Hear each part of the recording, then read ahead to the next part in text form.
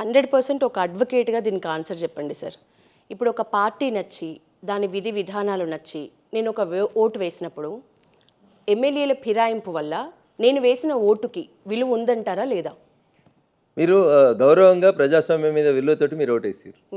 కానీ ఆ పార్టీ మారినటువంటి వ్యక్తి మీరు వేసినటువంటి ఓటుకి మీకు ఎట్లాంటి విలువనియకుండా ఆయన వ్యక్తిగత స్వార్థం కోసం పార్టీ మారిండు. భారత రాజ్యాంగం పార్టీ మారొద్దని చెప్పలేదు.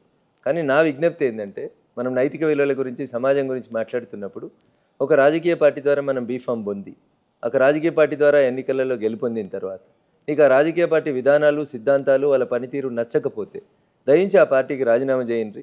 ఆ పార్టీ ద్వారా సంక్రమించినటువంటి ఎమ్మెల్యే పదవికి ఎంపీ పదవికి రాజీనామా చేయండి. గో అండ్ కంటెస్ట్ ఇన్ నీకు నచ్చిన పార్టీలో నిలబడి పోటీ చేయండి. ఎందుకు భయపడుతున్నారు?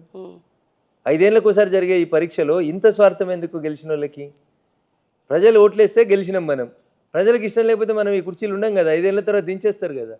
దానికి ఇంత ఆగమాగం అవడం ఎందుకు అంటున్నా? ఇంత విలువలు లేకుండా, ఇంత నీచంగా.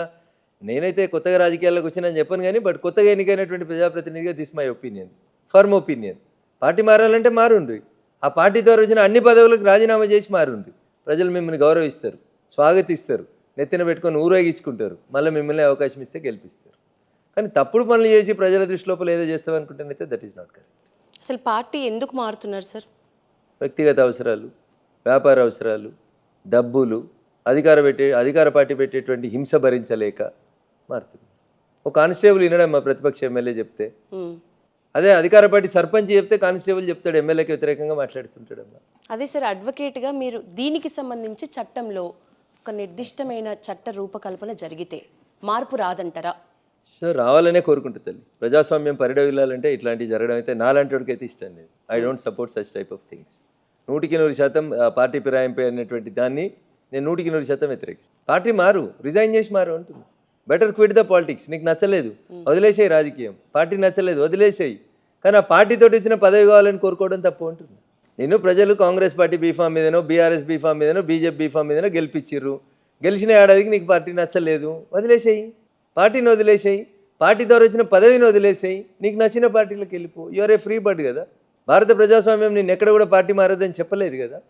కానీ నేనేమంటున్నా, మన కొన్ని విలువలు అంటూ ఉండాలంటే, భవిష్యత్ తరాలకి ప్రజాస్వామ్యం మీద విశ్వాసం ఉండాలంటే, ఓటేసే ఓటరు అందరూ దొంగలనే మాటలు మాట్లాడొద్దు అంటే దయించి కొంచెం నిజాయితీ ఉందాము అంటున్నా.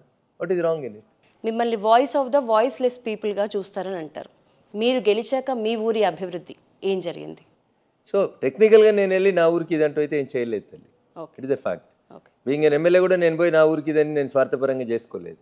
కేసీఆర్ గారు లాగా, హరీష్ రావు లాగా నాకు పైసలు రాలేదు రాష్ట్ర ఖజానా నుంచి, పోయి సిద్దిపేటలో గజ్వేల్లో ఇష్టం ఉన్నట్టు భవంతులు కట్టి డెవలప్మెంట్ చేసినామని నేను నటించలేదు. నాకు అబద్ధాలు చెప్పడం రాదు. So what best I can do with my small efforts of 3 years of tenure, మా ఊరు గౌరవం పెంచిన, నా సొంత నిధులతోటి మా ఊరు స్కూల్కి ఒక కాంపౌండ్ వాళ్ళు, దానికి రంగు, పిల్లలకి చదువుకోవడానికి పుస్తకాలు, 2 కంప్యూటర్లు, ఇన్ని చాక్ పీసులు, కొన్ని వాళ్ళకి కావాల్సినటువంటి మౌలిక వసతులు కల్పించేందుకు ప్రయత్నం చేశాను.